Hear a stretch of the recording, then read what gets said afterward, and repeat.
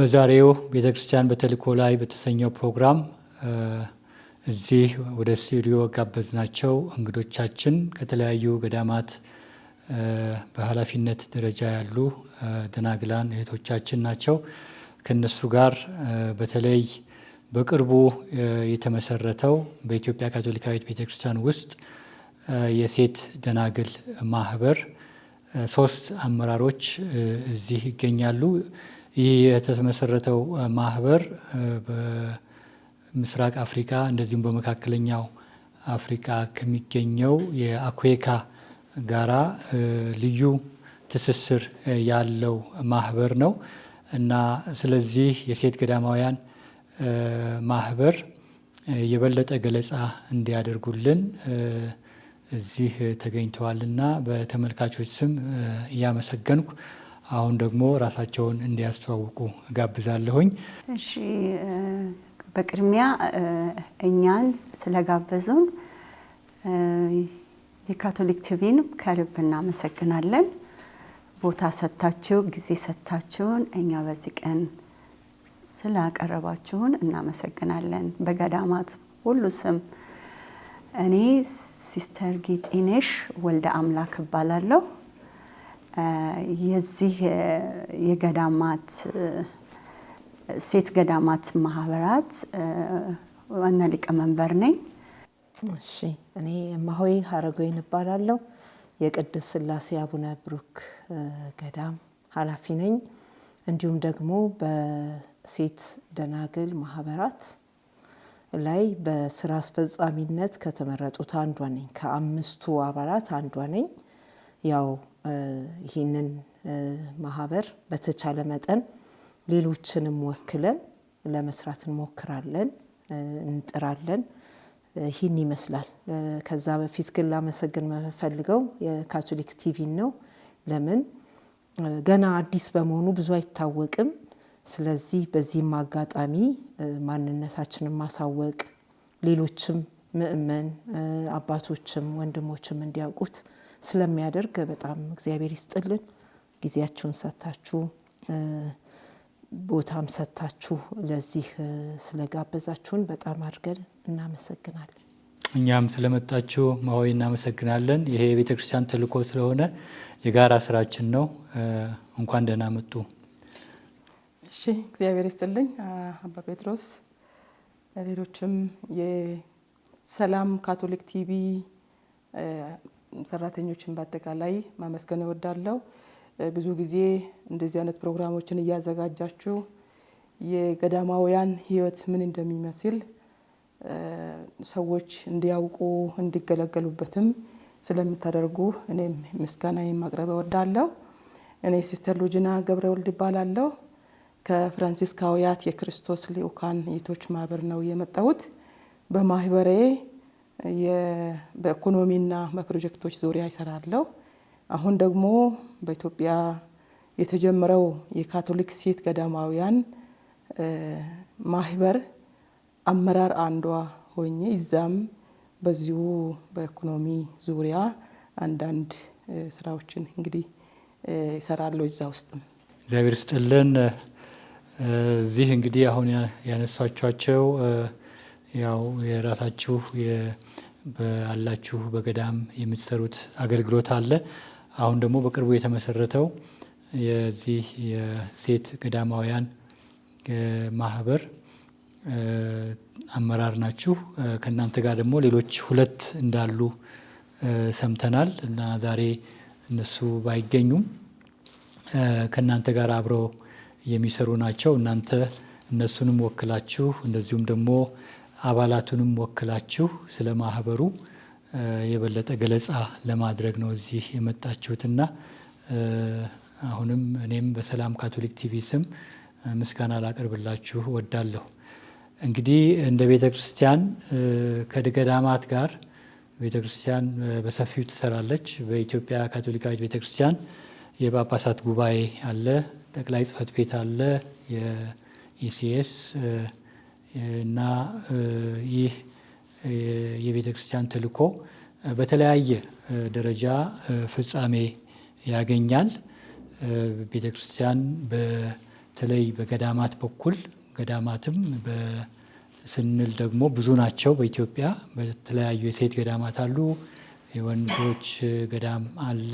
በተለያየ ደረጃ እንግዲህ አገልግሎት የሚሰጡ እንደዚሁም ደግሞ እነዚህ ገዳማት ሁሉ ደግሞ አንድ ላይ CMRS በሚል ስያሜ ማለትም በኢትዮጵያ የገዳም የበላይ አለቆች የገዳማት የበላይ አለቆች ጉባኤ አለ። በዛ ስርም ደግሞ ብዙ ስራ ይሰራል። ስለዚህ የጳጳሳት ጉባኤም እንደዚሁም CMRS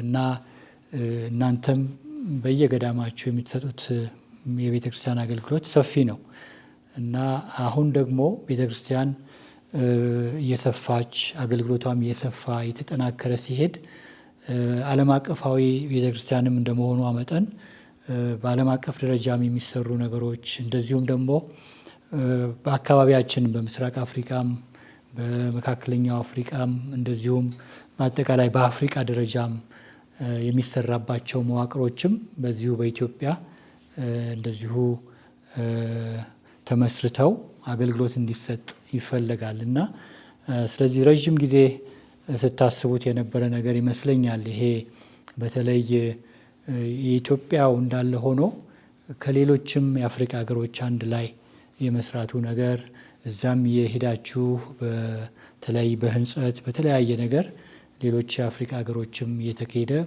ያው ገዳማውያን አንድ ላይ ይሰራሉ።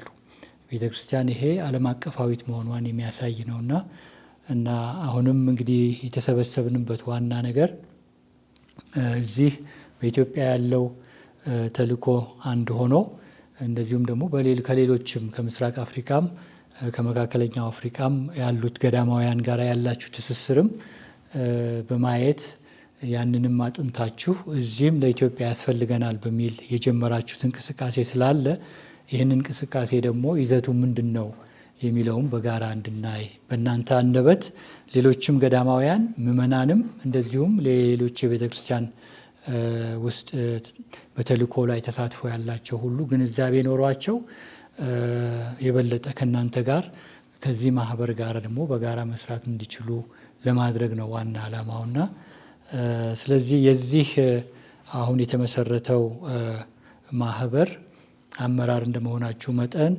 እንግዲህ ዝግጅት አድርጋችሁ ራእዩን ተረድታችሁ የተልእኮ ይዘቱን አውቃችሁ ለእኛ ለገዳማውያን ለሁላችንም ይጠቅመናል። በተለይ የሴት ገዳማውያን በዚህ በኢትዮጵያ ቁጥራቸው ብዙ ነው እና ያንንም ደግሞ በማየት ነው የተነሳችሁትና እስኪ ስለ ተልእኮው ገለጻ ብታደርጉልን። ራእዩ ምንድን ነው? የትስ ተጀመረ? ታሪካዊ አመጣጡም ምናልባት ከሲስተር ጌጤነሽን ጀምርና ከዛ በኋላ ማሆይ እና እንቀጥላለን። እሺ አባ አመሰግናለሁ። እርሶም በደንብ ተረድተውታል የኛን የሴቶች ገዳማት በኢትዮጵያ የሚለውን እንግዲህ ብዙ አመት ቆይቷል። መጀመሪያ 50 አመት አክብሯል ማለት ውጭ ያሉት የምስራቅ አፍሪካና የመካከለኛ አፍሪካ ሀገራቶች አንድ ላይ ትስስር አድርገው ሴቶች ገዳማት የካቶሊክ ሴቶች አንድ ላይ የተሰባሰቡበት 10 ሀገር ነው የሚይዘው ከኛ ጋራ ማለት ነው። ከነዚህ ኤርትራ አለ፣ ሱዳን አለ፣ ሳውት ሱዳን አለ፣ ደቡብ ሱዳን ይቅርታ፣ ኢትዮጵያ አለች፣ ከዛ ኬንያ አለ፣ ዩጋንዳ፣ ከዛ ታንዛኒያ፣ ከዛ ዛምቢያ፣ ማላዊ and ዚምባብዌ ለዚህ አንድ ላይ ሆነን ለብዙ አመት እኛ በሲኤምአርኤስ ስር በአለቆች በሲኤምአርኤስ ማለት ነው በዛ አብረን እንሄድ ነበር እንሳተፍ ነበር ለብዙ አመታት እየወጣን አንዳንድም ድጋፍ በእነሱ ስር ያደርጉልን ነበር። ግን ከጊዜ በኋላ እኛን ምንድነው በራሳችሁ ብትቆሙ በራሳችሁ ሀገራችሁም የራሳችሁ ቢኖር በሚል ከዛ የኢትዮጵያ ካቶሊካዊት ቤተክርስቲያን ሴት ገዳማት ማህበር በሚል ጀመርን። የዛሬ 2 ዓመት የካቲት 9 2016 በቀበና ኪዳነ ምሕረት ነበረ። ብፁዕ ካርዲናል ብርሃነ ኢየሱስም ባሉበት እና ሌላም ጳጳሳቶች ነበሩ። ከዛ አባቶችም ነበሩ፣ ደናግላንም ነበሩ፣ ምእመናንም ነበሩ። ሁሉንም አንድ ላይ በዛን ጊዜ ነው የመሰረት ነው። ግን በፊት እንደዛ ነበረ የምናደርገው፣ ምክንያቱም እነሱ ናቸው ይሄንን እንድናደርግ ያደረጉት። እና በዚህ ውስጥ 46 ገዳማት አሉ፣ የሴት ገዳማት ማለት ነው። 46 ያው በተለያየ የመንፈስ ቅዱስ ስጦታ ወይም ካሪዝም በሚለው ያለን ሲሆን ነገር ግን ይሄ ማህበር አስፈላጊ ነበረ። ለምን የሚያስፈልገው ለመስራት አንድ ላይ አብሮ ለመጓዝ ህንጸት ፕሮግራም በአንድ ላይ ለማድረግ እያንዳንዳችን በተለያየ ቦታ ባለን ካሪዝም ወይም የመንፈስ ቅዱስ ስጦታ ውስጥ ሆነ አሁን የመሰረት ነው በሀገራችን ለወጣት ደናግላን ማጠናከሪያ ለአዲስ ገቢዎችም እንደዚህ ባንድ ላይ ስንጓዝ ጥሩ ነገር ነው። አንድ ላይ መጓዝ አቅም ነው። የተመሰረተው የመንፈሳዊነት ህይወታችንም ለማጠናከሪያ ነው። አብሮንም ለመስራት ልምምድ ለመለዋወጥ ልምምድ ማለት እያንዳንዱ በኢትዮጵያ ውስጥ ጠቅላላ ነው እኛ የምንሰራው ገዳማት የተለያዩ ገዳማት ማለት ነው። እዛ መተን ስንሰበሰብ እያንዳንዳችን የተለያየ ነገር ይዘን እንመጣለን፣ እናጠናከራለን። ለህንጸት ፕሮግራም ሌሎችም አንድ ላይ እንሰራለን ማለት ነው። ጥሩ ጥሩ ይርስተልን ሲስተር። ሌሎችም እንግዲህ እህቶች ይጨምሩበታል። እንግዲህ ትልቅ ነገር ነው። ከሌሎች አገሮችም ጋር በተለይ ከምስራቅ አፍሪካ ከመካከለኛው አፍሪካ ጋር ያላችሁን ግንኙነት አስፈላጊ ነው የሚል ሀሳብ ነው ያነሱት። ማሆይ በዚህ ላይ ቢጨምሩ። እንግዲህ ይሄ በኢትዮጵያ የሚገኙ የሴት ገዳማት ማህበር ሲመሰረት ልክ ሲስተር ጌጤ እንዳሉት ብዙ ነገር ያቅፋል። በመጀመሪያ በእርግጥም ወደ 48 ገዳማት በዚህ በኢትዮጵያ የሴቶች ገዳማት አሉ። እነሱን ያያይዛል፣ ያገናኛል፣ ያስተምራል፣ ልምድ እንድንለዋወጥ ያደርጋል። እሱ ብቻ ሳይሆን በሀገር ውስጥ በጣም ይደግፈናል። እንደገና ደግሞ ከምስራቅ አፍሪካ ጋር ከመካከለኛው አፍሪካ ካሉ እህቶች ገዳማት ጋርም ያገናኘናል። ለብቻችን አይደለንም። እዚህ 1% ካቶሊክ ነን ብለን ምንለው ሳይሆን ከብዙዎች ጋር እንገናኝና የነሱንም ልምድ የምንቀስምበት ይሆናል። ከዛ እውነትም አሁንም ሲስተር ጌጤነሽ እንዳሉት የተለያየ ደረጃዎች አሉ በገዳማት። እንግዲህ መነሻ እንጸት ላይ ያሉ ደናግል አሉ። መሐላ የመጀመሪያ መሐላ ያደረጉ ደናግላን አሉ። የመጨረሻ መሐላ አድርገው መካከለኛ እድሜ ላይ ያሉ አሉ። በእድሜ ገፋ ያሉ አሉ። ለሁሉም ቀጣይ የሆነ እንጸት መንፈሳዊነታችን እንዲጠነክር ለማድረግ እንግዲህ እያንዳንዱ ገዳም የራሱ መርሃ ግብር አውጥቶ ይህን ሁሉ ለማድረግ ሊቸግረው ይችላል። ግን እንደዚህ በህብረት ሲሆን ልክ እሳቸው እንዳሉት አንድነት አቅም ይሰጣል እንዳሉት እንደዚሁ ይሄ አሁን ለምሳሌ በጅምር ላይ ያሉት ደናግላንን አንድ ላይ ሰብስቦ ከውጭም ከሀገር ውስጥም ያሉ መምህራን ሰብስበን በሱባኤም በጸሎትም በትምህርትም በእንጸትም ይታነጻሉ ማለት ነው። ለመጨረሻ መሐላ የሚዘጋጁ አሉ፣ እነሱም አሉ። እንዲሁ አንድ ላይ ሰብስቦ የእያንዳንዱ ገዳም የየራሱ የሆነ የመንፈስ ቅዱስ ስጦታ ኖሮት ካሪዝም የምንለው ቢኖረውም አንድ የሚያደርገን ብዙ ነገር አለ። እነሱም እንደዚሁ። ስለዚህ ከዛ ደግሞ ባለፈ ምናልባት በኋላ ሊጠቅሱት ፈልገው ይሆናል ሲስተር ጌጤነሽ የውጭ ሀገር ትምህርት እድል እዚህም አገር ሆኖ የትምህርት እድል እንዲሰጥ ስኮላርሺፕ የምንለው ነገርም አለ። እሱ ደግሞ እዚህም ሆነን ይሄ አለ ስለዚህ ከስር ያሉትን እናበረታታለን። በቋንቋም በእውቀትም በመጽሐፍ ቅዱስ እውቀት በቤተክርስቲያን አስተምሮ እውቀት የህይወታቸው ትርጉም አውቀውት መሐላ እንዲያደርጉ ጠንክረው ወንጌል እንዲሰብኩ ህይወታቸው ምስክር እንዲሆን በቃ በብዙ ዘርፍ ይረዳል ማለት ነው። ይሄ የሴቶች ገዳማት ማህበር ህንጸት እና የወደፊት የተለያዩ ደግሞ በገዳማትም ውስጥ ያሉት የእህቶች የትምህርት ደረጃቸው፣ የአገልግሎት ደረጃቸው፣ የእድሜም ገልጸውልናል እና ይህንኑም ሁሉ ያማከለ መሆኑን ደግሞም በኢትዮጵያ ደግሞ ብዙ ናቸው 46 ገዳማት በዚያ ውስጥ የታቀፉ ብዙ ናቸውና ይህንንም አጠናክሮ ለመያዝ ማሰባችሁ በጣም ትልቅ ነገር ነው እና ምናልባት ሲስተር ሉጂናም የማህበሩ ስያሜ ይኖረዋል መቼም ስም አለው እና ያንን ደግሞ ጠቅሰውልን ስለ አመራሩም ተመለከተ ትንሽ ቢገልጹልን ጥሩ ነው። ጥሩ ሁለቱም ስያሜ ያለው አኩዌካ የምንለውም አኩዌት የምንለው የኛ ሀገሩ ነው። አኩዌት የምንለው እንግዲህ ካቶሊክ ሴት ገዳማውያት በኢትዮጵያ ነው አኩዌት። አኩዌካ ደግሞ በእንግሊዘኛው ነው እንግዲህ ብዙ ጊዜ የምንጠቀመው የውጭም ስለሆነ ማለት ነው። አሶሲዬሽን ኦፍ ኮንሰክሬትድ ዊሜን ኢን ኢስተርን ኤንድ ሴንትራል አፍሪካ የምንለው አኩዌካ ነው። እንግዲህ የጀመረው ይህንን ማህበር ብለን የሲስተሮች ወይም ሴት ገዳማውያን ማህበር የምንለው ስያሜ የመጣውም ከነሱ ነው። እኛ በነሱ ነው የታቀፍነው። ቅድም እህቶች ብለዋል። አኩዌካ በኬንያ ነው የተመሰረተው። ትልቁ ዋና ቢሮ ያለው ኬንያ ናይሮቢ ነው።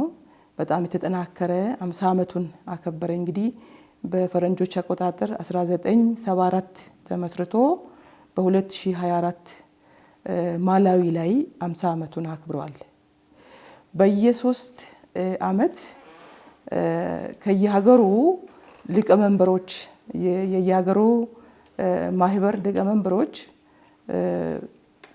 አንድ ላይ ሆነው በአመት 3 ጊዜ ወይ በአመት 2 ጊዜ መደበኛ የሆነ ስብሰባ አላቸው በናይሮቢ። አንዳንድም ሲፈለግ ለአንዳንድ ምክንያት የተለያዩ ሀገሮች ላይ ይደረግና በየ3 ዓመት ደግሞ አሰምብሊ ዋና ጉባኤ ይኖራቸዋል። በዚህ እንግዲህ ተሳታፊዎች ይኖራሉ። ዋናዎቹ ሊቀመንበሮች ብቻ አይደሉም በዚህ የሚሳተፉ በአሰምብሊ። ከእያንዳንዱ ሀገር አሶሲዬሽን ወይም ማህበር 5 ሰው እንደየ ቁጥራችን ብዛት 5 ሰው 6 ሰው ልንጠራ እንችላለን። ወጪውን በትልቁ የሚሸፍኑ ራሳቸው አኩዌካዎች ናቸው። ለምን ከየት ያመጣሉ ይሄንን ፈንድ ብለን ብንል የተለያዩ ፓርትነሮች ወይ ደግሞ በገንዘብ የሚረዱን የሚያግዙን ሰዎች አሉና በኢንተርናሽናል ደረጃ በዓለም አቀፍ ደረጃ የሚያግዙን የኛን ስራዎች የአኩዌካን አገልግሎት ለቤተ ክርስቲያን ያለንን ተልእኮአችንን ስለሚያውቁ ለተለያዩ ጉዳዮች በገንዘብ ይረዱናል። ከዛ የተወሰነ ያግዙናል። እኛም ደግሞ አሁን በኢትዮጵያ አሶሲዬሽን ወይም ማህበር ሆነን ተቋቁመናልና ራሳችንን በእግራችን ቆመን መሄድ እንዳለብን እየነገሩን ነው። ገንዘብ ማዋጣት አለ ምን አለና በዚህ መልኩ ትስስሩ አለ። እንግዲህ ሲጀመር በኬንያ መሆን የቻለበት አንዱም ትልቁ ምክንያት የኬንያ ካቶሊክ ሴት ገዳማውያን 60 ዓመታቸውን አክብረዋል። እነሱ ቀድሞ ነው የተመሰረቱት።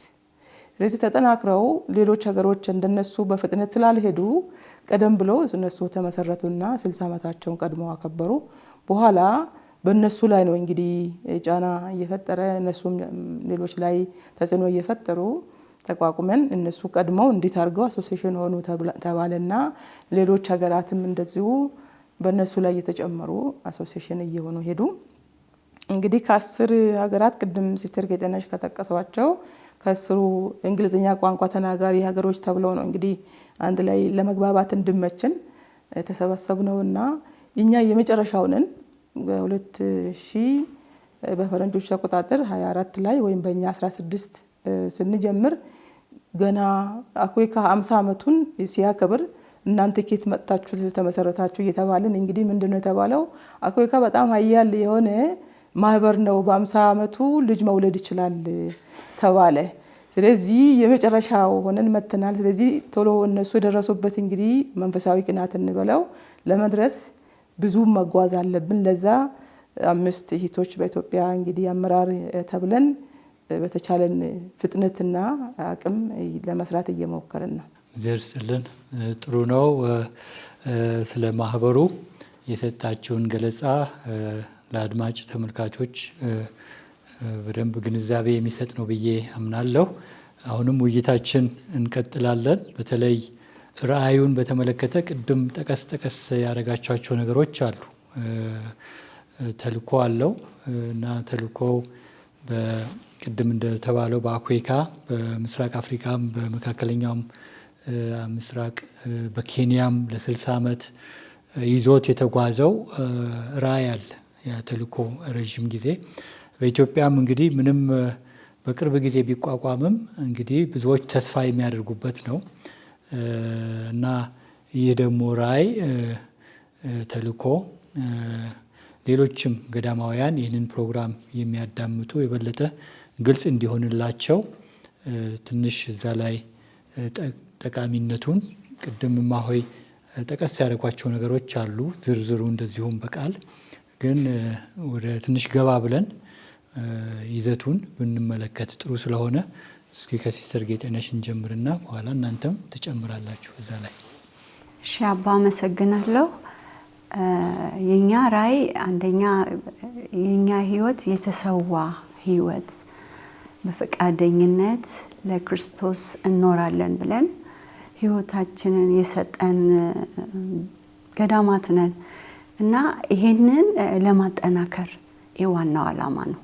አንድ ላይ ስንሰባሰብ ሁላችንም እንረዳዳለን፣ እንደጋገፋለን፣ ልምድ እንለዋወጣለን እና ሌላው ደግሞ አንድ ላይ ለመጸለይ እንጸልያለን። ያ የመነኮሴ ስራው ዋናው ጸሎት ነው። አብዛኛውን ጊዜ ፕሮግራሞች እያደረግን እንጸልያለን። ይሄ አንዱ ራእያችን ነው።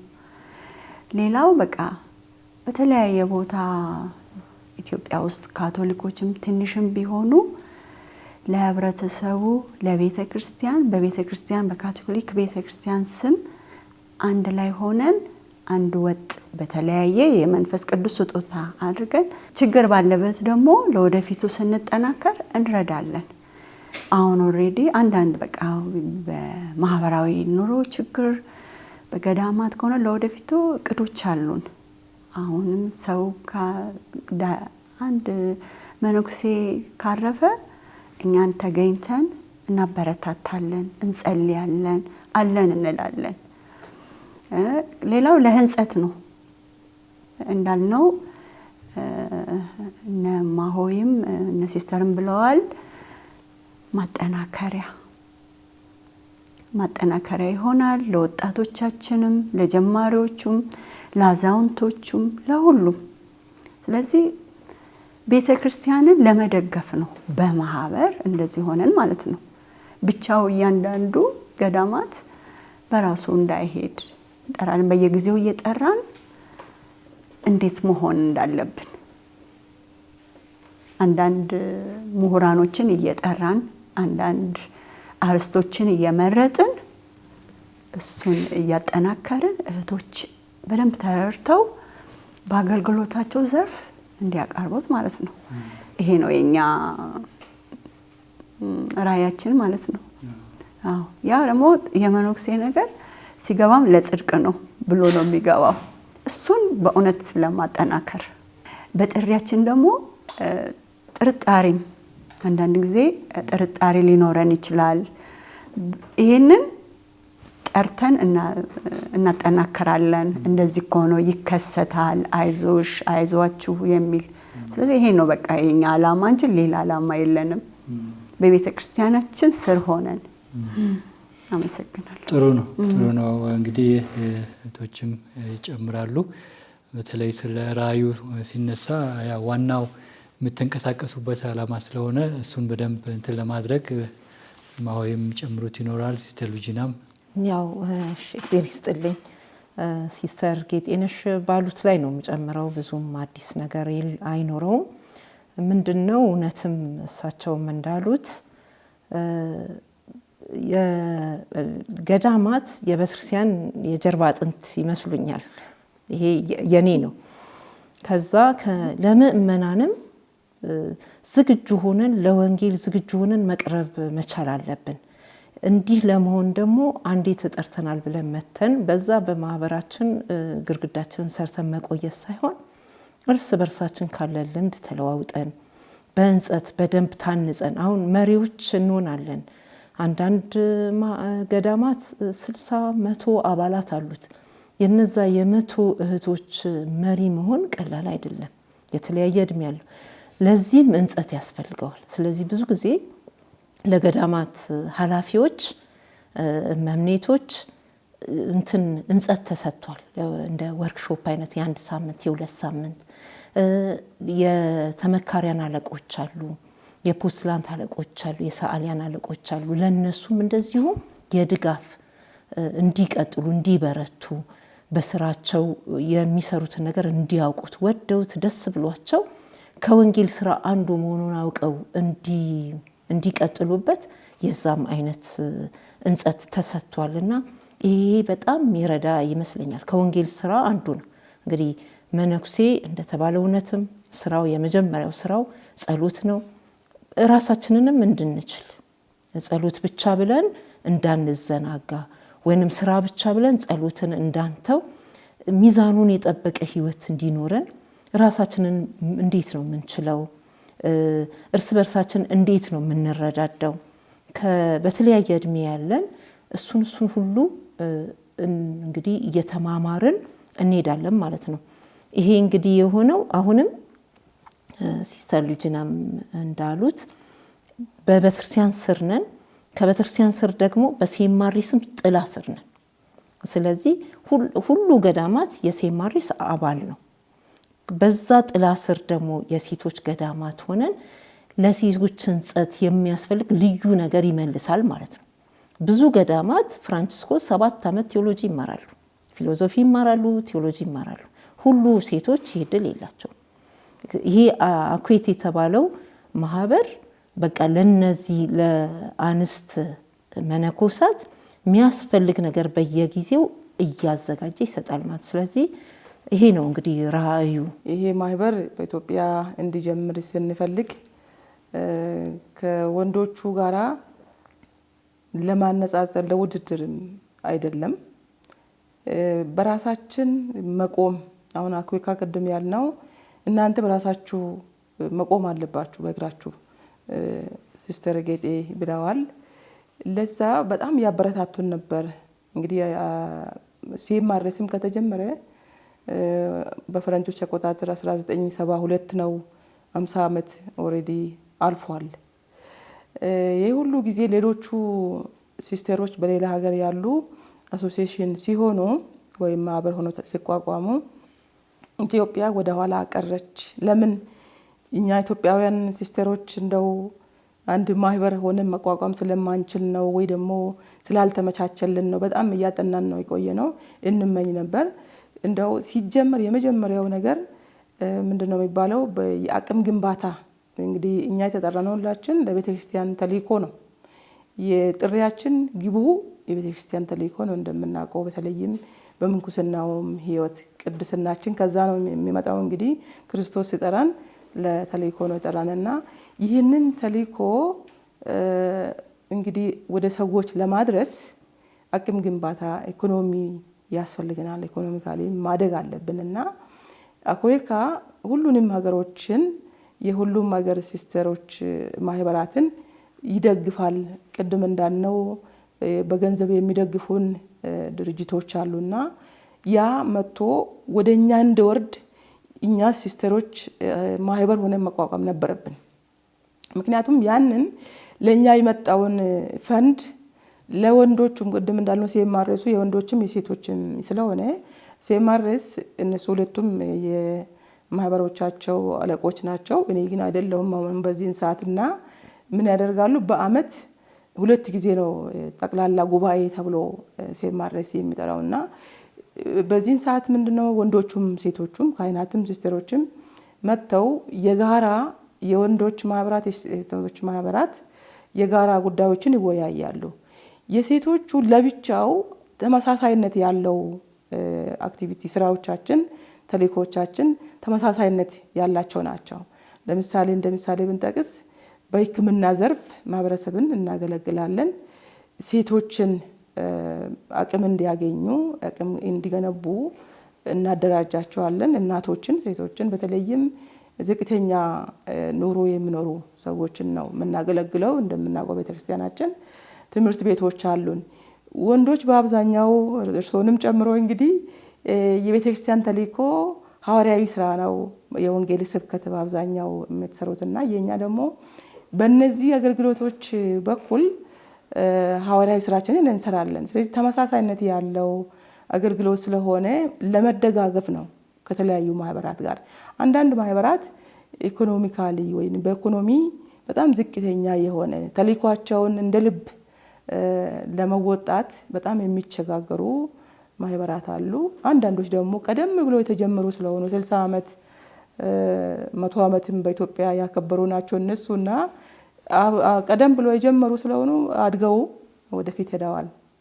ስለዚህ በህብረት ሆነን በኢትዮጵያም የተጀመሩ ማህበራት አሉ እንደነማሆይ።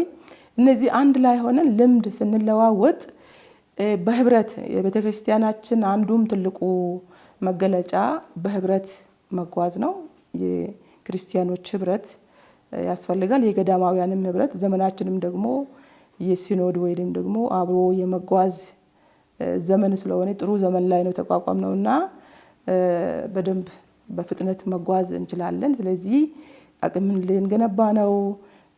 እነዚህ በኢኮኖሚ ዝቅተኛ ደረጃ ላይ ያሉ ማህበራት እህቶቻቸውን ማስተማር በጣም ሊቸገሩ ይችላሉ። ስለዚህ ትምህርት መማር ወደ ውጭም ሄደው ስኮላርሺፕ ቅድም እንዳልነው በጋራ የመፈለግ በጋራ የመጠናከር የማደግ ነገር ይመጣል ብሎ ሄደው እንግዲህ የመጨረሻው ተልእኮአችንን በህብረት አንድ ላይ መተን ራሳችንን እየገመገምን ከሄድን ባለንበት አካባቢ ቤተክርስቲያንን እንዲሁም ደግሞ በዓለም አቀፍ ደረጃ ለማገልገል ያግዘናል ከሚል ነው በትልቅ ምኞት በፍጥነት ለማደግ የምንመኘው። አይ ጥሩ ነው በጣም። በዚህ እንግዲህ ኢትዮጵያ ያሉት የሴት ገዳማት ብዙ ናቸው ቅድም እንደተጠቀሰው እና እነሱ ደግሞ አንድ ላይ መጥተው የጋራ በሆኑ ጉዳዮች ላይ ሲመክሩ እንግዲህ በጋራ ደግሞ ሲሰሩ ቅድም የተጠቀሱት የተለያዩ አገልግሎቶች አሉ። ወደ አገልግሎት ከመውጣትም በፊት ስለ ህንጸት፣ ስለ ጸሎት፣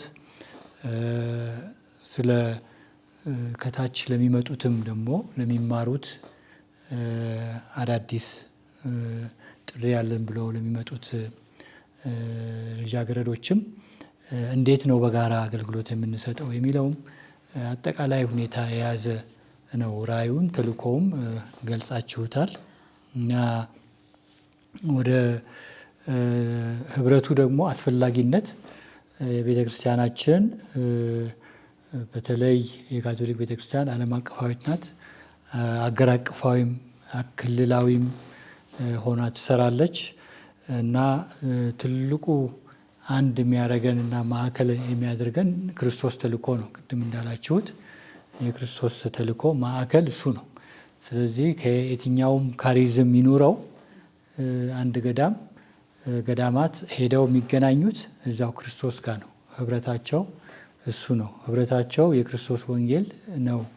ስለዚህ በህብረት መስራት ለኛ ጥንካሬ ነው የሚል ጠቅሳችኋል ቀደም ሲል እና ህብረት መኖሩ አስፈላጊ ነው በኢትዮጵያ አሁን ያንን ለማጠናከርና ለመቀጠል ነው እና ይሄ ደግሞ ማህበር በራሱ ብቻ እዚህ እንደ ኢትዮጵያ ተቋቁሞ ተጠናክሮ ማደግ መፈለጉ ብቻ ሳይሆን እንደዚሁም ጎረቤት ሀገሮችም ካሉት ማህበራት ጋራ ከአኩዌካ ጋራ ህብረት አለው፣ አንድነት አለው በጋራ ለመስራት ከነሱም ደግሞ የተወሰነ ልምድ ወስዶ እዚህም በኢትዮጵያ የበለጠ ለመስራት እንደምታቅዱ ነው እንግዲህ የምንሰማው።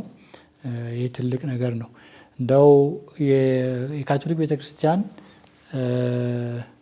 ትልቁ ተልእኮዋ ስብከተ ወንጌል ነው ሲሉ ነበረ ቅድም እማሆይ ሲያነሱት።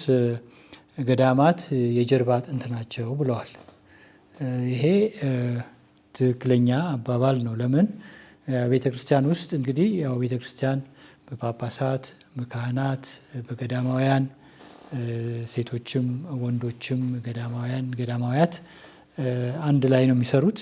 ግን ገዳማውያን ደግሞ የራሳቸው የሆነ ለቤተ ክርስቲያን የሚያበረክቱት ትልቅ አስተዋጽኦ አለ። ይህ ደግሞ አስተዋጽኦ ለቤተ ክርስቲያን የበለጠ ጠንከር ብሎ በዚህ ሀገር እንዲቆም ገዳማውያን በተለይ አሁን ያለው የሴት ገዳማውያን ህብረት ወሳኝ አስፈላጊ ነው የሚል ራዕይ ነው የሰነቃችሁት እንደምንሰማውና ስለዚህ ከዚህ አንጻር እንደው ይሄ ሴቶች ገዳማውያን ደግሞ አንድ ላይ የበላይ አለቆቹም ይሁኑ ወይ ደግሞ እናንተም በአመራር ያላችሁ እነዚህ አንድ ላይ መጥታችሁ ስትነጋገሩ ምንድን ነው ያለን በዚህ ጊዜ ማበርከት የምንችለው ለቤተ ክርስቲያናችን ምንድን ነው የሚለውም ደግሞ ይመጣል። ምክንያቱም ጊዜውን በማንበብ የሚመጡ ነገሮች ይኖራሉ።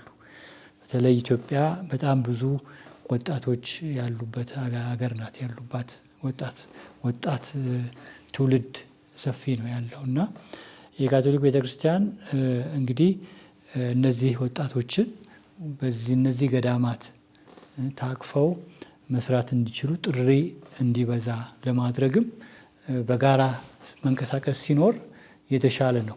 ለምን ያው እያንዳንዱ ገዳም የራሱ ካሪዝም ኖሮት የራሱ የፎርሜሽን እንቅስቃሴዎች አሉት። የራሱ የሆነ አኒሜሽን የሆነ ፕሮግራሞች አሉ። ግን በጋራ ደግሞ ሆኖ እንደ ቤተ ክርስቲያን ደግሞ መንቀሳቀስ ሲኖር በዚህም ዘርፍ ደግሞ ለወጣቶች ትልቅ ተስፋ ነው የሚሆነው። ትልቅ ወጣቶች እንዲነሳሱም ያደርጋቸዋል። ምክንያቱም በህብረት ስትቆሙ የበለጠ ትታያላችሁ። የበለጠ ሴት ገዳማውያን እህቶች የበለጠ ስራቸው ይታያል፣ የሚሰጡት አገልግሎት ይታያል። ተልኳቸው ደግሞ ለብዙዎች በረከት ይሆናል። ስለዚህ ከዚህ አንጻር ያነሳችሁት ነገር በጣም የሚያበረታታ ነው፣ ተስፋ የሚሰጥ ነው ለማለት ነው ደግሜ ያነሳሁት። እናንተ ሁላችሁም ያላችሁት ነው እና አሁን በቀጣይ እንግዲህ ይህ ማህበር እንዲጠናከር ትፈልጋላችሁ።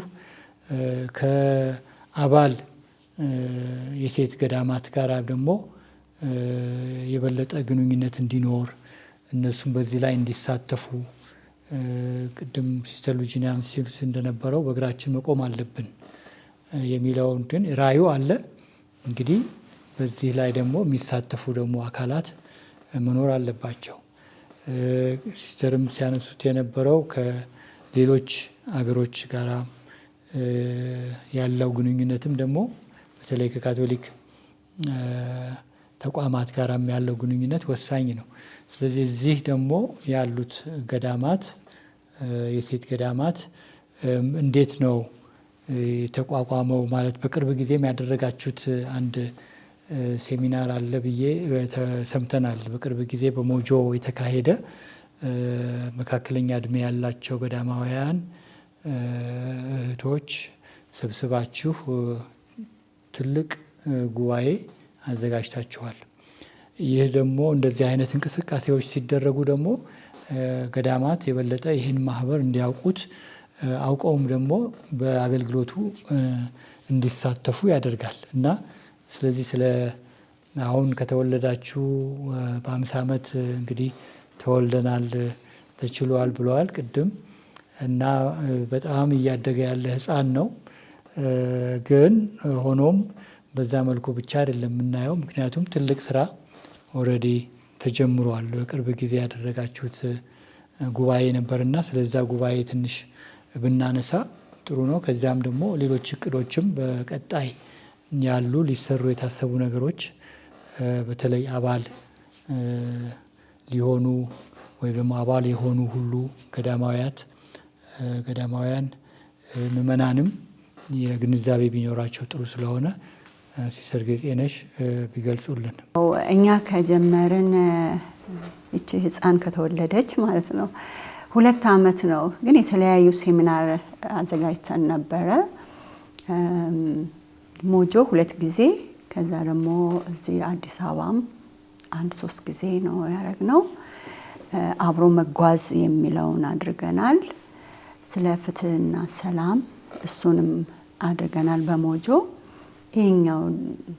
ይሄኛው ደግሞ ስለ መካከለኛ እድሜ ያላቸው መነኮሳት እና ያው ይሄንን ቶፒክ ወይም ይሄንን አርስቲ የመረጥ ነው እንደሚታወቀው መካከለኛ እድሜ ላይ ስንደርስ ድካም አለ።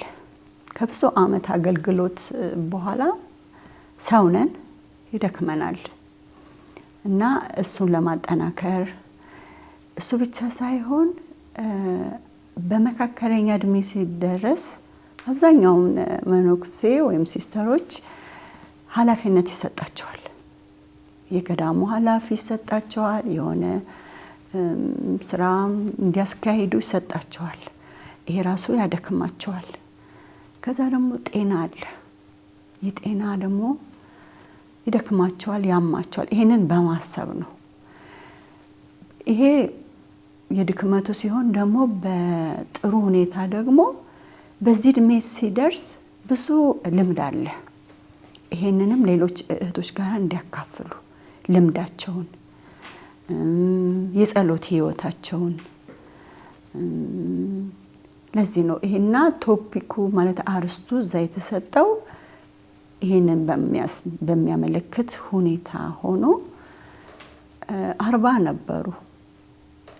ከኛ ጋር 43 ነበረን እዛ ማለት ነው ከተለያየ ገዳማት እና አንደኛ የመንፈስ ቅዱስ ስጦታው ያው ካሪዝም የተባለው እያንዳንዱ አለው። ከዛ ልምድ አለ። ለነሱም እረፍት ነበረ። ከተለያየ ቦታ ከሰሜን የመጡ አሉ፣ ከደቡብ፣ ከመሃል ከተማ ያው ከሁሉም እና ጥሩ ጊዜ አሳልፈናል። ዋናው ልምዳቸውን አዳምጠናል፣ የሚያስቸግራቸውን አዳምጠናል፣ ለወደፊቱ የሚፈልጉትን አዳምጠናል እና ለኛ በጣም ረድቶናል። ለወደፊቱም እንደዚህ አይነት ፕሮግራሞች ለማዘጋጀት በጣም ፍላጎት አለን። እቅድ ላይ ነን። እየሄድን በየሀገሩ እየሄድን እንደዚህ አይነት ነገሮችን ለማድረግ እቅድ ላይ ነን። እሺ ገርስትልን ማው የሚጨምሩት ይኖራል ከዚህ ላይ ተዘጋጀው ላይ እና በተለይ ደግሞ አሁን የመካከለኛ እድሜ ያሉ እህቶች መነኮሳት የሚያስፈልጋቸው በተለይ በአገልግሎት ላይ አሉ። አገልግሎታቸውን ወደ ኋላ ህይወታቸውን ወደ ኋላ ያያሉ። አሁን ደግሞ መሀል ላይ ቆመው ደግሞ ያለውን ገምግመው ደግሞ የወደፊቱንም ያያሉ እና እዚህ ላይ ደግሞ መደጋገፍ ያስፈልጋል። የት ነን ያለነው የሚለው እንደዚህ ብንነጋገር ብንደጋገፍ የሚል አንስተዋልና ከዚህ አንፃር ትንሽ የሚጨምሩልን ከዛ በኋላ ሲስተር ሉጂናም በዚህ ላይ ያላቸውን እይታ ይሰጡናል። እግዚአብሔር ይስጥልኝ። በዛ ጉባኤ ላይ እኔ አልተሳተፍኩም ነበር። ለምን አኩዌት ራሱ ልኮኝ ወደ ዛንዚባር ሄጄ ነበር። እዛ ጥሩ ስብሰባ አድርገን ነበረ። አሚሲያና አኩዌካ ያለው ግንኙነት በሚል በኢስተርንና ሴንትራል አፍሪካ በምስራቅና በመካከለኛው አፍሪካ ያሉ አቡናት የአቡኖች ኮንፈረንስ ጉባኤ ዋና ጸሐፊዎችና የአኩዌካ ዋና ጸሐፊዎች በተገኙበት ዛንዚባር ይመስለኛል ከኢትዮጵያ በስተቀር ለብዙ ለነዛ ለሁሉም ሀገሮች የወንጌል መግቢያ በር ነበር ያ ቦታ። ስለዚህ ለሱ ጉባኤ ሄጄ ነበር። የኔን ተልእኮ እዛ እየፈጸምኩኝ እህቶቼ ደግሞ እዚህ በጣም በሚደንቅ ሁኔታ ፎቶ ይልኩልኝ ነበረ። እህቶች በጣም ነበር የተደሰቱት። በየገዳማት ይሄ እንደዚህ አይነት ጉባኤ እንደሚደረግ በኢንተርናሽናል ደረጃ አውቃለሁ። በመካከለኛ እድሜ ላሉ ሲባልና እዚህ እድል ለማይገጥማቸው በጣም ትልቅ እድል ነበር በእውነት። ከዛ በኋላም ደስታቸውን የነገሩኝ ብዙ እህቶች አሉ። እውነትም እንዲህ መደጋገፍ በጣም አለብን። አንዳንድ ጊዜ በትንሽ በተለይ መንፈሳዊ ጎን ይቀዘቅዛል። ሰዎች ነን፣ ሲደክመን መንፈሳዊም በስጋም እንደክማለን፣ በመንፈሳዊም እንደክማለን። ሌሎችን እንደኛ የተፈተኑ እንደኛ የደከሙ ስናይ እንበረታለን። ሌላ የበረታች ስናይ እንበረታለን። እኔ በርትቼ ሌላዋ ደግሞ ደከም ካለች ሌላዋን አበረታለሁና በጣም ትልቅ እድል ነበር እላለሁ። እውነት የመንፈስ ቅዱስ ስራ ነበር። አመራሮች ላይም አስተማሪዎቹ መምህራን ሆነው የሄዱትም ተደስተዋል። እነዛ የጉባኤው ተሳታፊ የሆኑትም ተደስተዋል እና ወደፊትም ይቀጥላል ብዬ ተስፋ አደርጋለሁ። ግን በጣም ጥሩ ነገር በጣም አደምታ እንደነበረው ሰምቻለሁ። ጥሩ። እኔ ለመጨመር ያክል እንግዲህ ይህንንም ሴሚናር በገንዘብ የደገፈው አኮይካ ነው። ቅድም እንዳልነው የአኮይካ ፓርትነሮች በገንዘብ የሚረዱን ሰዎች ለዚህም ቅድሚያ ይሰጣሉና እኛ 5 ሳንቲም ሳናወጣ ነው ጊዜውን ያሳለፍነው ሴሚናሩን። ይሄ ራሱ በጣም አስደሳች ነበርና እህቶች በሞላ ጎደል ከሁሉም የሀገራችን ክፍሎች ከሁሉም ሀገረ ስብከቶች መጥተው ነበርና በጣም ተደስተው እንዲህ አይነት ፕሮግራም ሳታዘጋጁ እስካሁን ድረስ እንዴት ቆያችሁ? እስካሁን እንደው መቆየት አልነበረበትም እንዲህ አይነት ፕሮግራም ተብሎ ነበር አስተያየት የተሰጠው። ተሳታፊዎቹ 40 ተሳታፊ ሲስተሮች ነበሩ። አመራር ብቻ አይደለም፣ እንደውም ከአኩይካ ከኬንያ የመጡ የፕሮግራሙ አዘጋጆች ከኛ ከኢትዮጵያ ከአኩዌት የተወሰነን እህቶች አንዳንድ ቀን ነበር ምንድነው ትምህርት እንሰጥ የነበረውና ራሳችንም አስተማሪዎች ነበርን ተዘጋጁ ተብለን። ስለዚህ በጣም አድንቀውና አድጋችኋል፣ በ2 ዓመት ውስጥ እንዲህ ካደጋችሁ ወደፊት በጣም ልታድጉ ነው ብለው ተደስቶ ነው የሄዱት። ይሄ ራሱ እኛን ትልቅ ሞራል ሰጥቶን ነው ያለፍነውና ከተዘጋጁ ካሰቡ ካመኑበት ማድረግ መስራት እንደሚቻል ያሳየንበትም እኛም ያየንበት ትልቅ ፕሮግራም ነበረ። በዚህ ላይ አስፈላጊነቱን ስናይ እህቶች ከተለያዩ የስራ ጫና ነው የመጡት። ምክንያቱም ከ35 እድሜ እስከ 65 እድሜ ክልል ውስጥ ያሉ እህቶች ናቸው። ትልቅ ጋፕ ነበረ። ለምንድን ነው ይሄ ሁሉ ጋፕ የተፈጠረው ሲባል እንግዲህ ያው ብዙ ሰዎች ብዙ እህቶች እንዲሳተፉ ተብሎ በዛ የእድሜ ክልል ውስጥ አስቀምጠናል። በእርግጥም እግዚአብሔር ይመስገን አሁን ዘመናችን ሰልጥኖ ምን ሆኗል፣ ሰው እስከ 120 ዓመት ሊኖር ነው ማለት ነው እንግዲህ ብለን እንግዲህ ስንጫወት ነበር። በዚህ ክልል ውስጥ እንግዲህ ካለን የእድሜ ክልል መካከለኛ እድሜ ከተባለ ማለት ነው። ዋናው ትልቁ ዓላማና ጥቅም ያገኘንበት ጠቀሜታ አለው ብለን የምንለው ምንኩስናችንን ወይንም ጥሪያችንን ለመገምገም ነው። አንደኛ ያለንበትን ደረጃ አዎ ይደክመናል። በብዙ አመራር ውስጥ ስራ ውስጥ አለን፣ አገልግሎት አለ፣ ድካም አለ። ቅድም ሲስተር ጌጤነሽ እንዳሉ በሽታም አለ፣ እድሜ አለ፣ ተስፋ መቁረጥ አለ። አሁን 60 ዓመት ደርሻለሁ፣ 65 ዓመት ደርሻለሁ፣ ከዚህ በኋላ ምን ይጠብቀኛል? ተስፋ እድሜ እየጨመርን ስንሄድ የሆነ ትንሽ የመድከም በቃ እድሜ እያጠረ እየሄደ ነው፣ ወደ ሞት ነው፣ ከዚህ በኋላ በሽታ ነው የምጠብቀው። እንግዲህ መጽሐፍ ቅዱስ እንደምለው እድሜያችሁ አጭር ነው፣ 70 ነው፣ እንደው ለጠንካሮቹ 80 ነው እንደተባለው እየቆጠርን ነው። አሁን እኛም ራሳችን መጀመሪያ እናስብም ነበር። ስለዚህ መቁጠር ሲጀመር ድካም አብሮ እየመጣ ነው። ስለዚህ ምንድን ነው ከዚህ ድካም ለማውጣት ተስፋ ላለመቁረጥ ምን ማድረግ አለብን ብለን ስንወያይ በትምህርቱ ማሰጣጥ ላይ ወደ ጥሪያችን መሰረት እንመለስ ነው። ማን ነው የጥሪያችን መሰረት? ክርስቶስ ነው። ክርስቶስ ነው የጠራን። እሱ ይወደናል እስከነ ድካማችን፣ ህመምም ካለ ስራ ጫናም ቢኖር የጠራን እሱ ስለሆነ በሱ ለመደገፍ ወደ ጥሪያችን መሰረት እንመለስ ብለን ታዲያ ጥሪያችንን በትክክል እንደጀመር ነው አሁን ምክንያቱም እድሜ እየጨመርን አመታትን እየቆጠርን ስንሄድ ትንሽ የመሰላቸት ነገር ሊመጣ ይችላል። የተለመደ ነገር ነው። ጸሎቱ ጠዋት ተነስቶ መጸለይ፣ ቅዳሴው አለ፣ ስራ አለ፣ ተመልሶ አንድ ጥሩ ነገር እንደው ቅድስናም ስንለማመደው በቃ በልምድ የሚደረግ ነገር እንዳይሆን ለማጠናከር ምን ማድረግ አለብን? ጥሪያችን በጣም የተወደደ በእግዚአብሔር ዘንድ እንቁ ነው። ያንን የበለጠ ማሳደግ መኮትኮት አለብን የምንነው። ለዛ ምንድነው የሚያግዘን ብለን በህብረትና እያንዳንዱ ማይበር የራሱ መንፈሳዊነት ወይም ካሪዝም የምንለው አለ።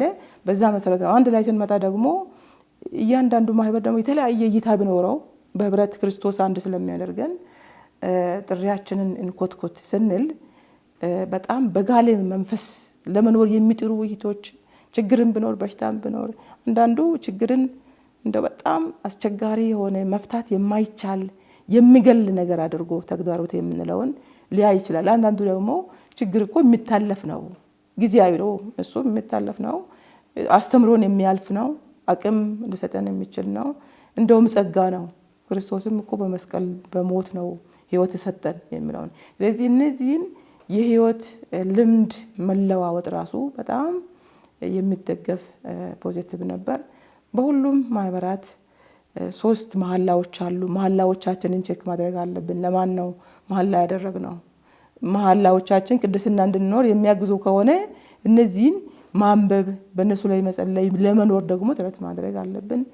የጸሎት ህይወትን በደንብ በጥልቀት መኖር፣ ለጸሎት ህይወት ጊዜ መስጠት፣ የእግዚአብሔርን ቃል መውደድ፣ በእግዚአብሔር ቃል ላይ ማስተንተን፣ ቅዳሴን በጋለ መንፈስ በጋለ ፍቅር ማስቀደስ፣ እነዚህ ጸጋዋ በጸጋ እንድንሆን የጸጋዎችን ያሳድጋሉና የቤተክርስቲያን ምስጢራትን ማዛወተር እንዳለብን እነዚህን እንግዲህ በፊት የምናውቃቸው ነገሮች ናቸው።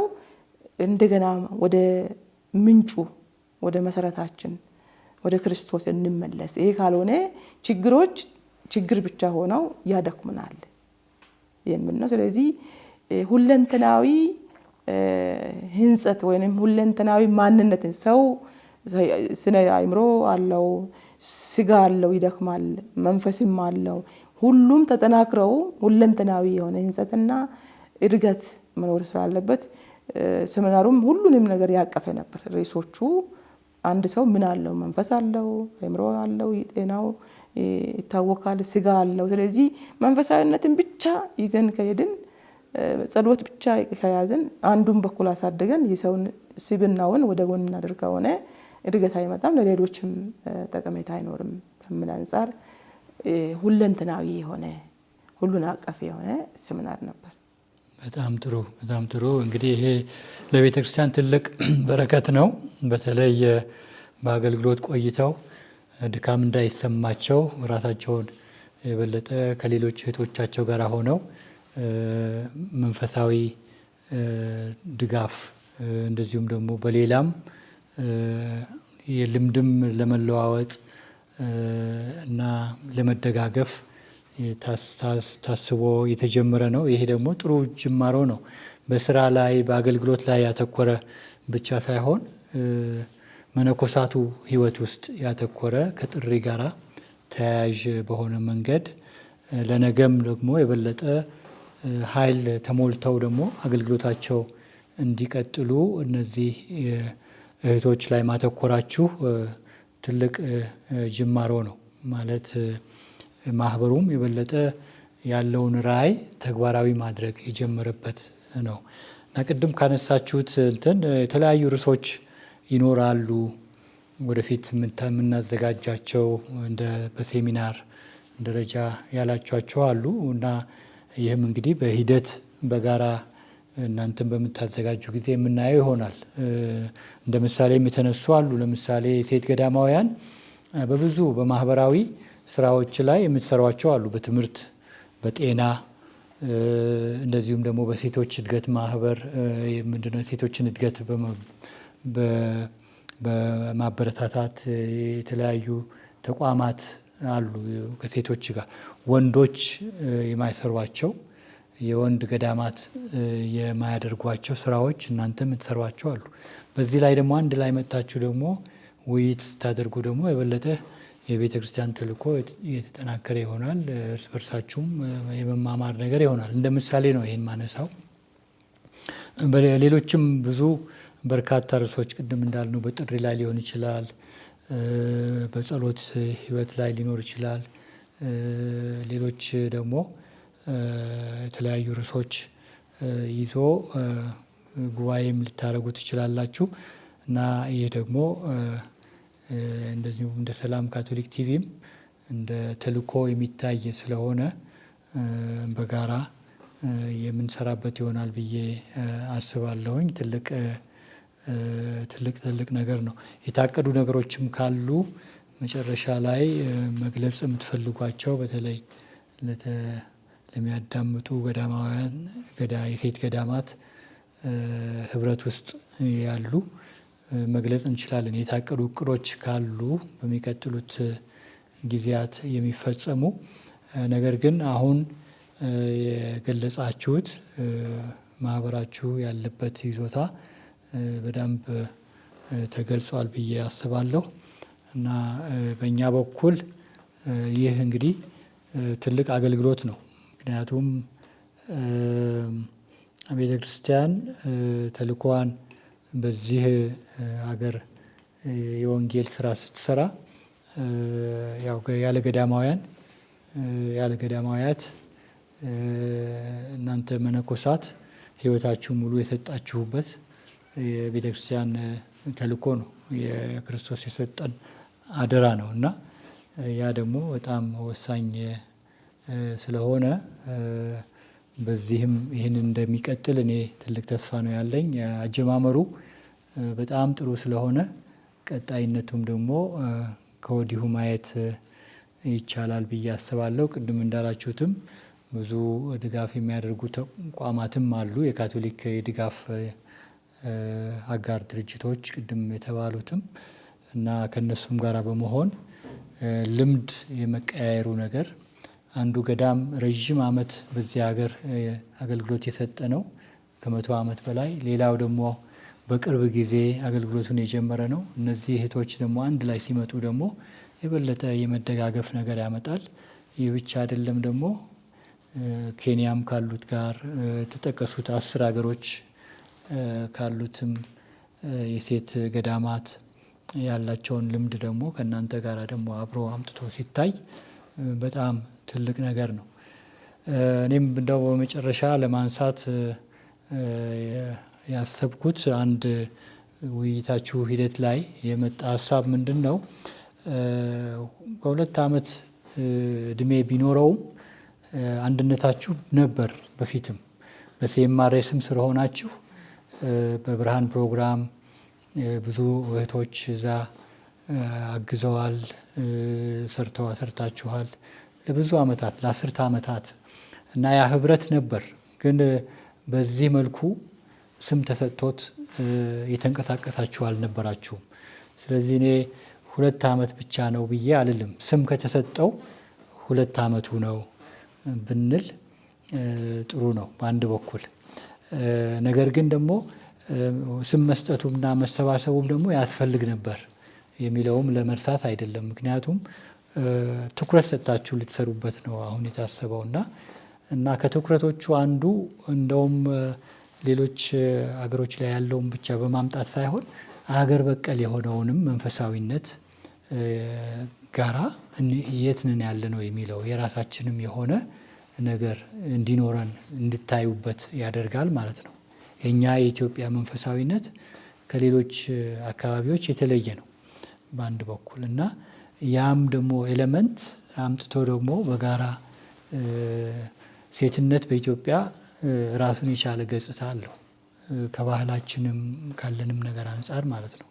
ስለዚህ የኢትዮጵያ የሆነውም ነገር እንድታዩ በተለይ በሴት ገዳማት በኩል አንድ ላይ ሆናችሁ ስታዩ ቅድምም አንስተውታል ሲስተር ሉጂና ስለ ማሆይ ሲናገሩ ኢትዮጵያዊ የሆነ ገጽታ ያለውም ማህበር ብለው ሲጠቅሱ ነበር እና እነዚህ ነገሮች አሁን አንድ ላይ ተመጥቶ ደግሞ አንድ ላይ ሲኮን የበለጠ ያ መንፈሳዊነት ኢትዮጵያዊ መንፈሳዊነት ራሱ እግርና እጅ አግኝቶ በእናንተ በዚህ በአኩዌት ውስጥ እንቅስቃሴ እና እድገት ይኖረዋል ማለት ነው እና ትልቅ ነገር ነው። ይሄ እንግዲህ እንዲሆን የፈቀደ እግዚአብሔር ነውና አሁንም እንደሚያሳድገው ተስፋ አለ እና በመጨረሻም እንግዲህ እቅዶች ካሉ እንደዚሁም ደግሞ ለተመልካቾች የምታስተላልፉት መልእክት ካለ በጸሎታችሁ አግዙን ወይም እንዲህ አድርጉልን እንደዚህ አድርጉልን ከሚሉት ነገሮች ጀምሮ ማለት ነው። ምናልባት አሁን ከሲስተር ሉጂና ጀምራለሁ፣ በሊቀመንበር እንጨርሳለን። እቅድ አለን እንግዲህ በሰፊው እግዚአብሔር ረድቶን እኛ እዚህ አዲስ አበባ አካባቢ ያለን እህቶች በቀላሉ በእንደዚህ አይነት ሴሚናሮች እንገናኛለን። አሁን ግን ሁሉም ማህበራት ወይም ደግሞ ሁሉም እህቶች ባሉበት አሁን ዘመናችን እንግዲህ ትንሽ ጉዞ ማድረግም ትራንስፖርቱም ውድ ሆኗል።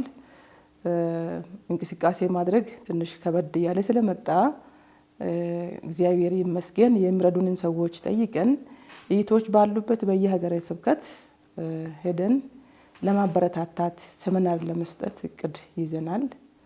የተወሰነ ፈንድም አግኝተናል፣ የሚረዱን ድርጅቶች ረድተውን ማለት ነው። ስለዚህ ለዛ ልንንቀሳቀስ እግራችንን ልናወጣ ጥቂት ነው የቀረን እግዚአብሔር ካለና እየተዘጋጀን ነው ያለነው። ጊዜ የሚጠይቅ ነገር ነው እንቅስቃሴው ምኑ ቢሆንም እህቶች ተጠናክረን የቤተክርስቲያንን ተልእኮ በህብረት ብንወጣ የሚል ትልቅ እምነት ተስፋ አለን። በዚህ መንፈስ እህቶቹ ባሉበት ሆነን ገዳማትን በዛ ቦታ እንግዲህ ሲስተሮችን ብቻ አይደለም አባቶችንም እናጠቃልላለን። ምክንያቱም የግለኝነት ነገር እንዳይመጣ ያጥሩ አይደለም። ለእድገታችንም አባቶችም ያግዙናል፣ ካህናት ወጣቶችንም ልናሳትፍ እንችላለን።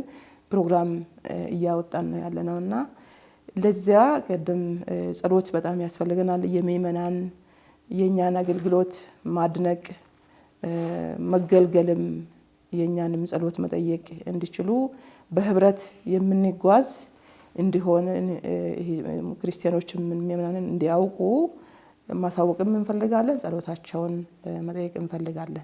ሌላው በጣም ወጣት እህቶችን በተለይም በየገዳማት ያሉ ወጣት እህቶችን ሲስተሮችን ማበረታታት ያስፈልጋል። ቅድም ያልነው ህንጸት ስኮላርሺፕ ፈልገን ትምህርት በጥልቀት እንዲማሩ መርዳት አለብን ብለን ስንል ማህበር ወይም የማህበር አለቆች የሚያደርጉትን ብቻ አይደለም መጠበቅ ያለብንና ወጣት እህቶች ቤተክርስቲያኒቱ እንድታድግ የክርስቶስ ተልእኮ እውነትም ከግቡ እንዲደርስ በደንብ ተጠንክረው ማደግ እንዳለባቸው እኔ ይሰማኛል። በጣም ከራሴም ቤት በመጀመር ትምህርት ላይ ትኩረት መስጠት ያስፈልጋል።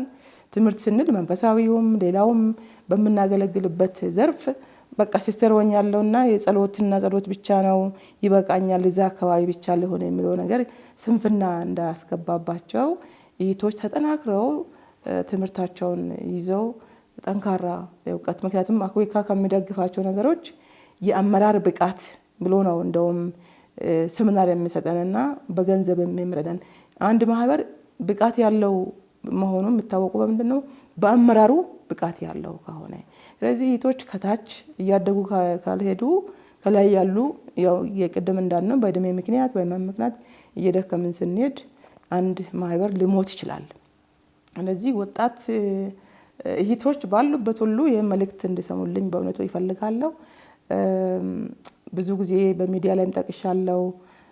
ታላቅ ወንድሜ መጀመሪያ ሲስተር ሆናለሁ ስል እሱን ካህን ለመሆን አስቦ ነበርና ተከትየው ሲወጣ እሱ ቲቶ ሲወጣ እኔ ከዛም በፊት ሃይስኩል ሲማር እሱ ቀደም ብሎ ገባና ወደ ሴሚናሪ በኋላ ቲቶ ወጥቷል። እሱ እንግዲህ ጥሪው አይደለም ምን ብሏል? ገዳም ገባለሁ ብለሽ እየተዘጋጀሽ እንደሆነ ያውቃለሁ። ደብዳቤ ጽፎልኝ ነው። ድሮ ስልክም አልነበረም በዚያን ጊዜና ጥሩ ነው ያ ወስነሽ ከሆነ ትገቢያለሽ። ነገር ግን ገዳም ገባለሁ ብለሽ ትምህርትሽ ላይ እንዳትቀልጂ። ሰነፍ ሰው ወይም ደካማ ሰው የትም ቢሄድ ቦታ የለውም ብሎኛል። ያችን በጣም ስለሚወደው ወንድሜ የሚለውን ነገር ደግሞ ስራ ላይ ስለማውል አሁንም ጽፌ አስቀምጬ ቅርብ ጊዜ ሲነግረው አኔ ብዬ ነበር እንደ ያለኝ አዎ ብሎ ለኔ ትልቅ አስተዋጽኦ አድርጓል። በየትኛውም በአገልግሎት ዘርፍ በሚማረው ትምህርት የተማርኳትን ማንኛውንም ነገር ተግባራዊ ማድረግ ይፈልጋለሁ። ትኩረት መስጠት ያስፈልጋል። ትኩረት ከሌለ ፍላጎት ከሌለን የተማርነው ነገር እየተረሳ አዲስ ነገር እየፈለግን ጠንካራ ሰው መሆን አንችልም። ጥሪያችንን ደግሞ በብቃት ለመኖር ለመወጣት እውቀትም ስለሚያስፈልግ ይሄ አንዱ መልእክቴ ነው። አዎ ሲስተር ሊጂና በገለጹት ላይ እንደገና እውነትም ያው እቅዱ እውነትም እንደተባለው አዲስ አበባ አካባቢ ያሉ እህቶች መነኮሳት እድሉ በቀላሉ ይደርሳቸዋል። ለጊዜም ትራንስፖርትም ቅርብ ስለሆነ ራቅ ያሉ ገዳማት ግን በጣም አገልግሎት የሚሰጡ እህቶች ብዙ አሉ መነኮሳት። ስለዚህ እነሱ ጋር ምንድረስ ሚል እቅድ አለው። እሱ ደግሞ እንዳሉት በስፋት በደንብ እየተዘጋጀንበት ነው።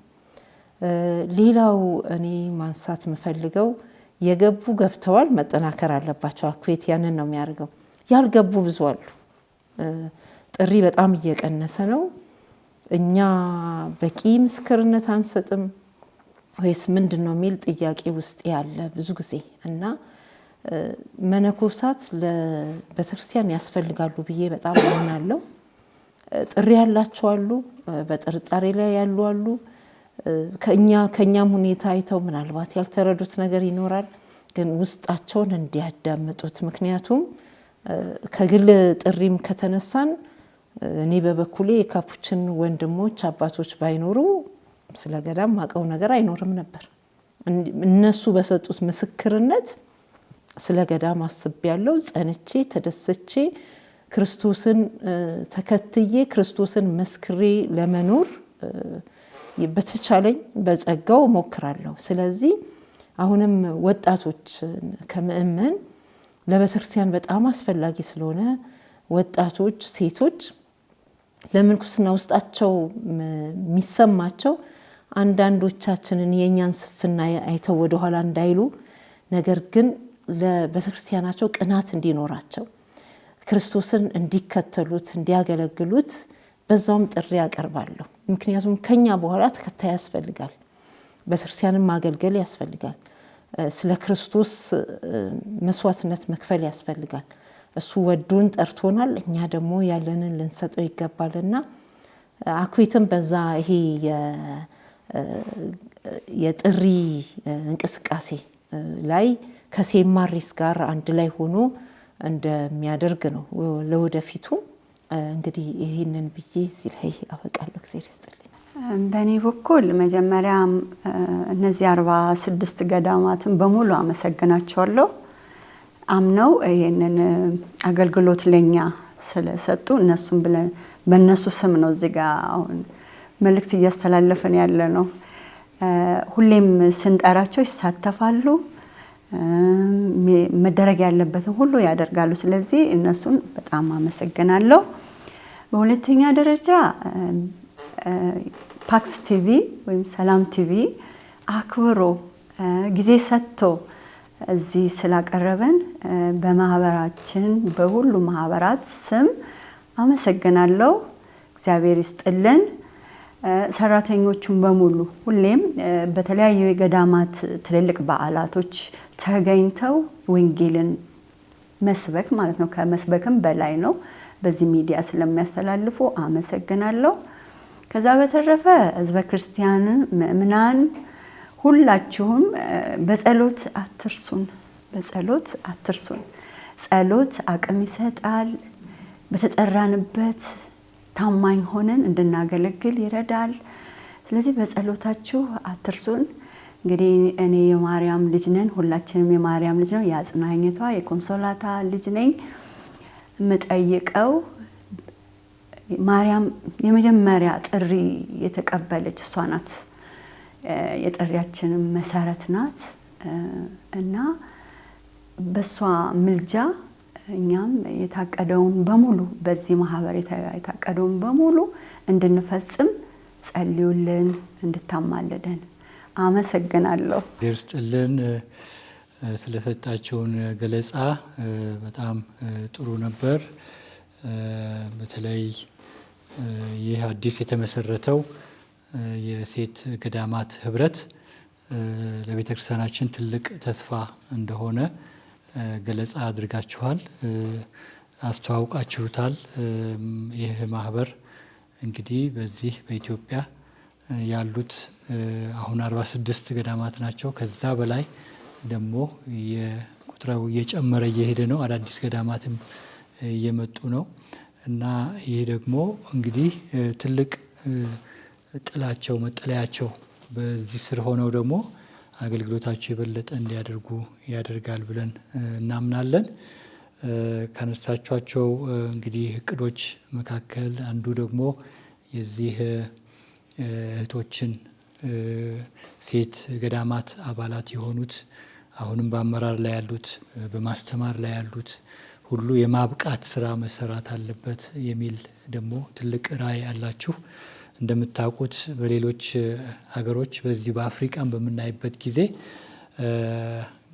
መነኮሳት ወንድሞች ብቻ ሳይሆኑ ካህናት ብቻ ሳይሆኑ ደናግላንም እንደ ፕሮፌሰር ሆነው በዩኒቨርሲቲ የማስተማር ትልቅ እድል አግኝተው የሚሰሩበት ሁኔታ አለ።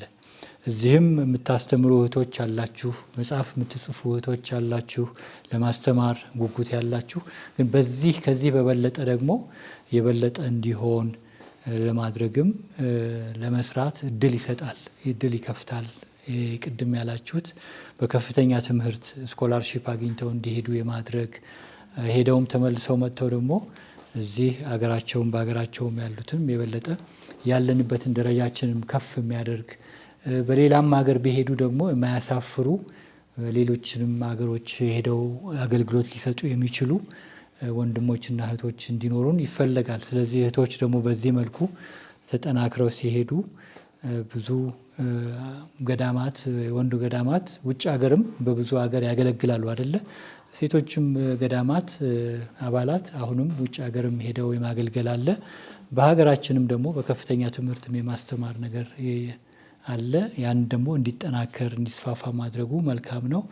ስለዚህ ይሄ ሁሉ ደግሞ ለእግዚአብሔር ክብር ነው እና ምእመናንም ለዚህ እንደሚጸልዩ እርግጠኞች ነን እና ለነበረን ቆይታ እዚህ መጥታችሁ ገለጻ ስለሰጣችሁን እጅግ ላመሰግናችሁ እወዳለሁ እና እግዚአብሔር አምላክ ይህ የምንሰጠው አገልግሎት ሁላችንንም አጽንቶ አብረውን የሚሰሩትንም ሁሉ አነሳስቶ ተፈጻሚ ያድርግልን። የቤተ ክርስቲያን ተልእኮ እንዲጠናከር እንዲስፋፋ ለምታደርጉት ሁሉ በየገዳማችሁ ለምታደርጉት አስተዋጽኦ ሁሉ ምስጋና እያቀረብኩኝ መልካሙን ሁሉ እመኝላችኋለሁ። የተወደዳችሁ የሰላም ካቶሊክ ቲቪ ተመልካቾች እንግዲህ አዲስ የተመሰረተው የሴት ገዳማት ህብረት በዚህ በኢትዮጵያ አመራር የሆኑ መነኮሳት እህቶቻችን እዚህ መጥተው ገለጻ አድርገዋል ስለዚህ ማህበር እና ማህበሩ በቅርብ ጊዜ የተቋቋመ ቢሆንም በቅርቡ የሰራቸውን ስራዎችን እንድንገነዘብ እንድናውቅ አድርጎናል እና ግንዛቤ እንዳገኛችሁበት ተስፋ በማድረግ እንግዲህ እግዚአብሔር በእነዚህ ገዳማት አማካይነት የሚሰራው ስራ ሁሉ አሁንም በቀጣይ እንዲያጠናክር እንዲያስፋፋ ጸሎት እንድታደርጉ በመጠየቅ መልካሙን ሁሉ እመኝላችኋለሁ። የእግዚአብሔር ስም የተመሰገነ ይሁን።